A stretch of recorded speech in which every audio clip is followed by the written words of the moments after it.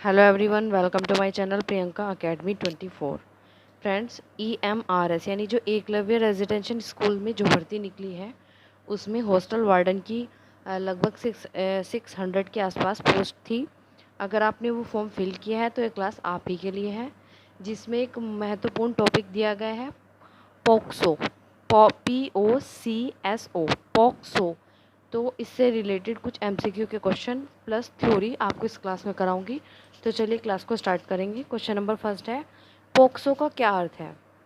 यानी कि जो ये आपको शॉर्ट फॉर्म दी गई है, इसकी फुल फॉर्म क्या है? इसकी फुल फॉर्म है ऑप्शन नंबर ए। क्या है? A, protection of children from sexual offence.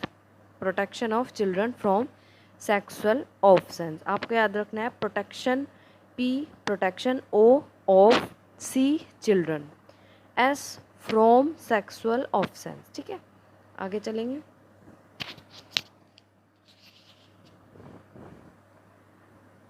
POCSO का अर्थ protection of children from sexual offence है। मैंने बताया आपको, बाल यौन शोषण के मामलों को सुलझाने के लिए सरकार एक विशेष कानून लाई है। ये जो कानून है जिसका नाम है यौन अपराधों से बच्चों का संरक्षण अधिनियम 2012। अधिनियम कौन सा है? 2012 है।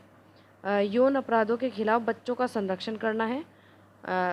22 मई 2012 को संसद के दोनों सदनों से पारित हुआ था। कब हुआ था? 22 मई 2012 को। आपको याद रखना है 22 मई 2012 को। ये ये डेट आपसे पूछी जा सकती है एग्ज़ाम में कि कब पारित हुआ था। तो ये हुआ था 22 मई 2012 को, दोनों सदनों में पारित किया गया था। यह अधिनियम 14 नवंबर 2012 से इसके तहत बनाए गए नियमों को लागू कब किया गया? यानी कि पारित पूछेंगे तो पारित 22 मई 2012 को, ये दो डेट याद रखनी है। और उसी साल यानी 2012 में 14 नवंबर को क्या होता है? बाल दिवस। बाल दिवस के दिन ये लागू किया गया। अगला पॉइंट, पोक्सो अधिनियम 2012 बच्चों के अपराधों से सुरक्षा प्रदान करने के लिए एक व्यापक कानून है। क्या है? एक व्यापक का यौन प्रयास, यौन उत्पीड़न, कामोत्तेजक चित्र। ठीक है, निर्दिष्ट विशेष न्यायालयों के माध्यम से प्रतिवेदन, साक्ष्य का अभिलेखन, जांच और अपराधों के त्वरित परीक्षण के लिए बाल अनुकूल तंत्र को सम्मिलित करके न्यायिक प्रक्रिया के प्रत्येक चरण में बच्चे के हितों की रक्षा करते हुए। ठीक है, और इसकी विशेषता क्या है? यह लिंग तटस्थ है, यानी कि किसी स्पेशल लिंग यानी कि फीमेल या मेल, लड़का लड़की का भेदभाव इस अधिनियम में बिल्कुल भी नहीं है। यह शोषण के प्रतिवेदन को अनिवार्य बताता है। यह शोषण के अभिलेखन को अनिवार्य बताता है। अगला क्वेश्चन, बाल श्रम अधिनियम। क्या बाल श्रम अधिनियम 1986 डैश कम से कम आयु के बच्चों को जोखिम वाले या खतरे वाले व्यवसाय में नियोजित करने पर रोक लगाता है? यानी कि जो एक अधिनियम है, कौन सा? बाल श्रम अधिनियम 1986, वो जो बच्चों को, कितने वर्ष के बच्चों को? 14 वर्ष से कम के, यानी कि जो 14 वर्ष से कम के होंगे उनको जोखिम वाले या खतरे वाले काम में लगाने का विरोध करता है। बाल श्रम अधिनियम 1986 14 वर्ष से कम की आयु के बच्चों को जोखिम वाले या खतरनाक व्यवसाय में नियोजित करने पर रोक लगाता है। बच्चों का अर्थ उस व्यक्ति से होता है जिसने अभी तक अपनी 14 वर्ष की आयु पूरी नहीं की है। ऐसी आयु जो बच्चों के निःशुल्क और अनिवार्य शिक्षा के अधिकार अधिनियम, यानी कि जो RTI एक्ट है 2009, उसका 35 सेक्शन में निर्दिष्ट है ना।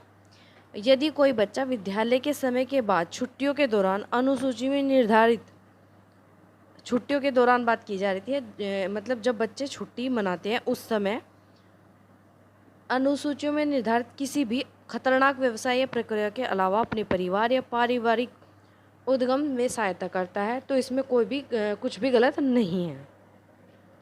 यदि वह एक विज्ञापन, फिल्म, टेलीविज़न धारावाहिक, सर्कस को छोड़कर किसी भी अन्य मनोरंजन या खेल गतिविधियों सहित श्रव्य दृश्य मनोरंजन उद्योग में एक कलाकार के रूप में काम करता है, तो यह स्वीकार्य है। यानी कि अगर आप फिल्म इंडस्ट्री में जाते हैं तो वो स्वीकार्य है। इस तरह के अधीन स्थितियों सुरक्षा उपायों के साथ इसे निर्धारित किया गया है। अतः बाल श्रम अधिनियम 1986 14 वर्ष से कम आयु के बच्चों को जोखिम वाले या खतरे वाले व्यवसाय में नियोजित करने पर रोक लगाता है। आगे चलेंगे। UNCR के अनुसार बाल अधिकार नियम आयु वर्ग के बच्चों पर लागू होता है। इसको ध्यान से पढ़ना है। ये 18 वर्ष से कम आयु के, किसके? 18 वर्ष से कम आयु के।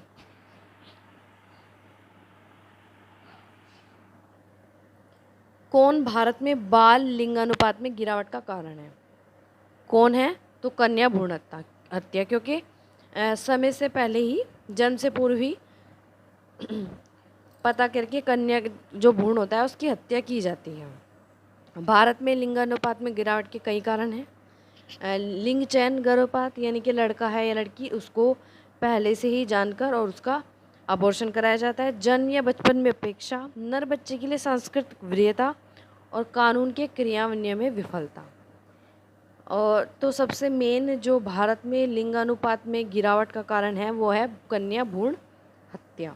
कन्या भ्रूण हत्या विचाराधीन कानून प्रसव पूर्व गर्भाधान और प्रसव पूर्व निर्धारित PCPNDT 1994 है, जो स्वास्थ्य अधिकारियों को प्रश्न में माता पिता को बच्चे का लिंग बताने से रोकता है।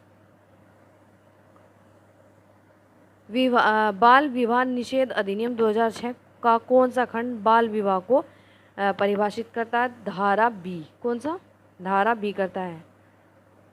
धारा B लैंगिक अपराधों से बालकों का संरक्षण अधिनियम की धारा 32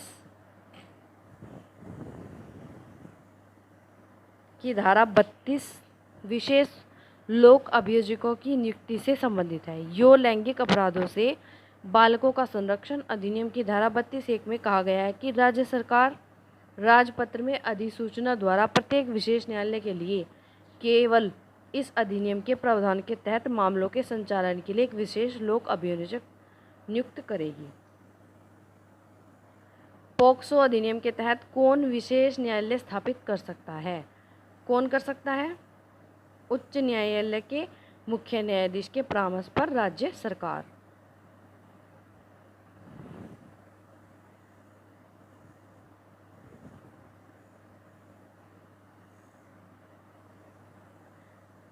कौन सा अधिनियम बाल विवाह को रोकता है? तो ये रोकता है बाल विवाह अधिनियम 2006। बाल विवाह अधिनियम 2006।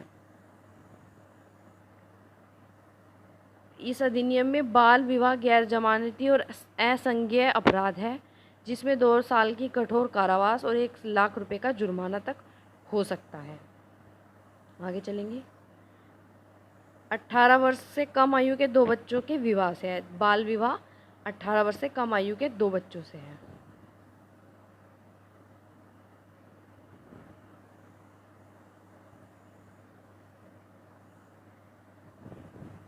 पॉक्सो के अधिनियम के तहत विशेष लोक अभियोजक की नियुक्ति किसके द्वारा की जाती है? तो ये राज्य सरकार द्वारा की जाती है। किसके द्वारा? राज्य सरकार द्वारा। बलपूर्वक बाल विवाह के कुछ अंतर्नियम के कारण क्या है? तो ये हैं उपरोक्त सभी। उपरोक्त सभी यानी कि गरीबी, असुरक्षा, गरीब लोग असुरक्षा की भावना से अपने बच्चों की शादी बाल विवाह कर देते हैं, यानी कि जल्दी कर देते हैं। संस्कृति और परंपरा, परिवार में जो परंपरा पहले से चली है उसके अकॉर्डिंग कुछ परिवार मतलब अपनी परंपरा को बढ़ाते हुए बाल विवाह करते हैं। पैतृसत्ता या लैंगिक असमानता, यानी कि इसमें आएगा उपरोक्त सभी। आप ये पॉइंट्स हैं इम्पोर्टेंट, डिटेल इनकी दी गई है, आप इनको पढ़ सकते हैं। अगला क्वेश्चन है, मानव तस्करी और जबरन श्रम भारतीय संविधान के किस अनुच्छेद के तहत कानूनन दंडनीय अपराध है? तो ये अनुच्छेद 23 के अकॉर्डिंग, अनुच्छेद 23 के अकॉर्डिंग। तो फ्रेंड्स, ये थी पॉक्सो की इम्पोर्टेंट क्लास। अगर आपने EMRS का फॉर्म भरा है तो हॉस्टल वार्डन की एक बहुत इम्पोर्टेंट क्लास है आपके लिए। क्लास को देखें, वीडियो को लाइक करें, चैनल को सब्सक्राइब करें। धन्यवाद।